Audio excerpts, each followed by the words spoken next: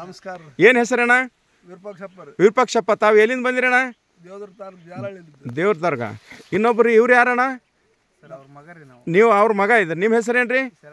ಶರಣಬಸವ್ರೆ. ಈಗ ಶರಣಬಸವ್ರೆ, ಅಲ್ಲಿಂದ ನೀವು ವಿಡಿಯೋ ನೋಡಿ ಬಂದಿರಿ. ನನ್ನ ಹೆಸರು ಕೇಳಿ ಇಲ್ಲಿ ಬಂದ ನಂತರ ನಾ ಹೇಳಿದಕ್ಕೆ ನಿಮಗೆ ವಿಡಿಯೋ ತೋರಿಸಿದಕ್ಕೆ ಸಮಾಧಾನ ಇದೆ ಸರ್ ತಮಗೆ? ಹಾಂ ನೋಡ್ರಿ, ನಾನಂತೂ ಇದರಲ್ಲಿ ಸತತ 3 ವರ್ಷದಿಂದ ಯಾವುದೇ ಬೆಳೆ ಬಂದಿಲ್ಲ. ಈ ವರ್ಷ ಮೊದಲನೇ ಬೆಳೆ ಹಾಕೀನಿ. ಫೆಬ್ರವರಿದಲ್ಲಿ ಮಾತ್ರ ಏನಾಗಿದೆ, ಲವಣಿ ಆಗಿದೆ. ಈ ಲವಣಿ ಆಗಿದ್ದ ನಂತರ ಈಗ ಸುಮಾರಾಗಿ 10 ತಿಂಗಳಿನ ಮುಗಿದಿಲ್ಲ, ಇನ್ನು 8 ದಿನ ಬೇಕು ನಾನು 10 ತಿಂಗಳು ಮುಗಿಲಿಕ್ಕೆ. ಈಗ ಸುಮಾರಾಗಿ ಎಣಿಸಿದ್ರೆ ಎಷ್ಟು ಕಣಿಕೆ ಆದವು ಅಣ್ಣ? ಈಗ 22 ಕಣಿಕೆ ಅದು. ನನಗನ್ಸೋ ಮಟ್ಟಿಗೆ ಇನ್ನೂ ಇಲ್ಲಂದರೆ ಇನ್ನೂ 7-8 ಕಣ್ಕಿ, ಇನ್ನೂ 2 ತಿಂಗಳು ಬೇಕು ನನಗೆ ಹೋಗಲಿಕ್ಕೆ.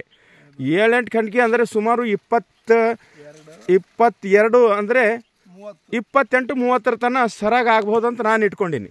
ಆದರೆ ಇದರಲ್ಲಿ ನಾನು ಖರ್ಚು ಮಾಡಿದ್ದು ಅಣ್ಣವರೇ ನಿಮಗೊಂದು ಮಾತು ಹೇಳ್ತೀನಿ. 1 ಎಕರೆಗೆ 10 ಕಿಲೋ ಮಾಡೀನಿ.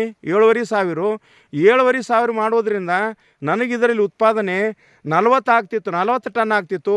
60 ಆಗ್ತದಂತ ನನಗೆ ಖಾತ್ರಿ ಇದೆ. ಈ 60 ಟನ್ನಿನಲ್ಲಿ ನೀವು ಬಂದು ನೋಡಿದ್ರಿ, ನನಗೆ ಸುಮಾರು 20 ಟನ್ ಹೆಚ್ಚಿಗೆ, 15-20 ಟನ್ ಹೆಚ್ಚಿಗೆ ಅಂದರೆ ನನಗೇನದ ಸುಮಾರು 45,000-50,000 ರೂಪಾಯಿ ಹೆಚ್ಚಿಗೆ ಖರ್ಚು ಇದು ಉತ್ಪಾದನೆ ಈ ವರ್ಷ ಆಗ್ತದಂತ ನಾನು ಖಾತೆ ಇಟ್ಕೊಂಡಿನಿ. ಮತ್ತೇನು ಕೇಳಬೇಕಾದ್ರೆ ಕೇಳೋಣ.